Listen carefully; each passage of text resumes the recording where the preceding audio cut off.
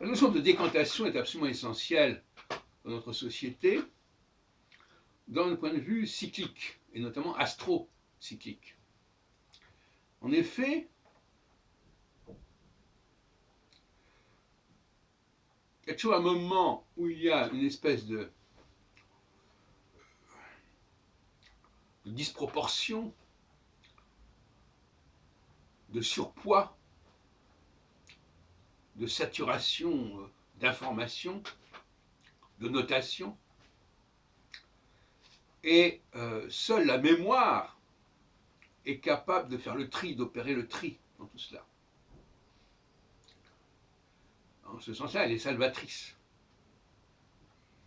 Et quand quelqu'un a fait un gros travail d'accumulation pendant une période A, ce que j'appelle la période de quadrature au niveau du cycle astrologique de Jupiter, au degré ascendant, il y a un moment donné où il va falloir passer le relais à la mémoire pour qu'elle reconstruise, qu'elle reconstitue tout cela en triant, en décantant, en élaguant.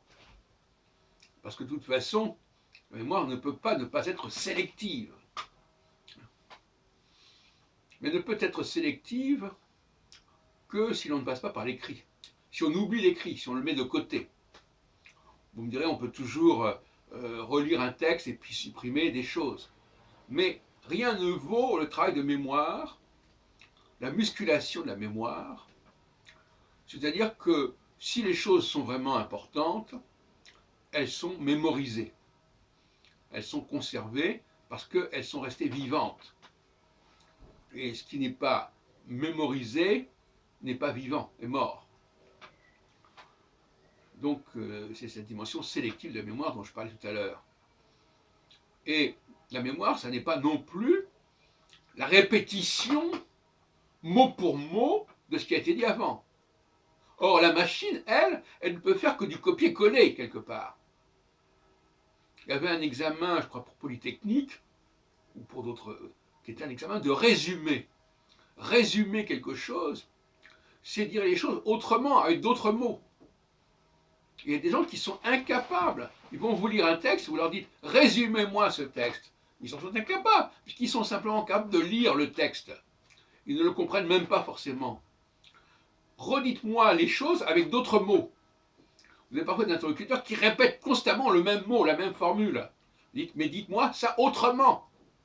Formulez ça autrement. Et pas avec un mot qui revient obsessionnellement.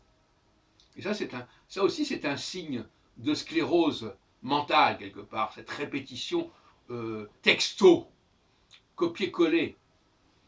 Et si on veut se différencier de la machine ou des gens qui sont liés à la machine, il faut évidemment sortir de ce travers, de ce pli. Il faut reformuler les choses, les repenser, et à ce moment-là, on est garanti, on est protégé contre le virus de l'écrit, le virus de la répétition mot pour mot, qui est toujours un signe de décadence, sinon de dégénérescence.